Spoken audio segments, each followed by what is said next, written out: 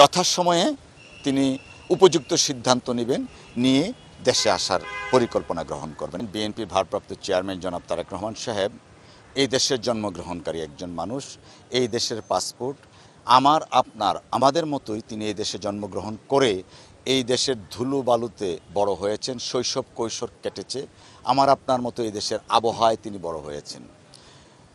Army backed caretaker গভর্নমেন্টের সময় রাজনৈতিক কারণে তাকে গ্রেফতার করা হয় এবং পরবর্তীতে আপনারা জানেন কাস্টডিতে থাকা অবস্থায় অমানসিক নির্যাতন করা হয় এবং সেই অমানসিক টর্চারের কারণে তিনি বাংলাদেশের বাইরে যুক্তরাজ্যে গিয়ে চিকিৎসাধীন আছেন।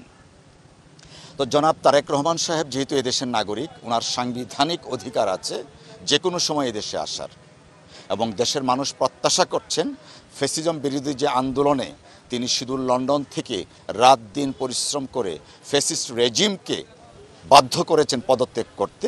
দেশের মানুষের প্রত্যাশা তিনি সহসায় বাংলাদেশে আসবেন, কিন্তু আপনারা জানেন তিনি চিকিৎসার জন্য লন্ডনে গিয়েছিলেন। তো চিকিৎসা সেবার একটা বিষয় আছে, পাশাপাশি এটা একটা রাজনৈতিক বিষয়। অফকোর্স যথাসময়ে তিনি উপযুক্ত সিদ্ধান্ত নেবেন, নিয়ে দেশে আসার পরিকল্পনা গ্রহণ করবেন। একটা কথা এখানে খুব গুরুত্বপূর্ণ, সেটা হলো তার সাংবিধানিক অধিকার, আইনগত অধিকার যে কোনো সময় আসার জন্য।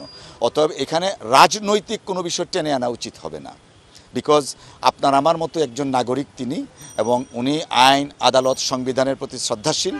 যে কোনো সময় তিনি চাইলে আসতে পারেন, বাট ওনার নিজস্ব একটা পরিকল্পনা আছে, নিজস্ব একটা পদ্ধতি আছে। আমরা দৃঢ়ভাবে বিশ্বাস করি তিনি বাংলাদেশের মানুষ যার আকাঙ্ক্ষা করছেন তিনি সেই আকাঙ্ক্ষার প্রতি সম্মান দেখান।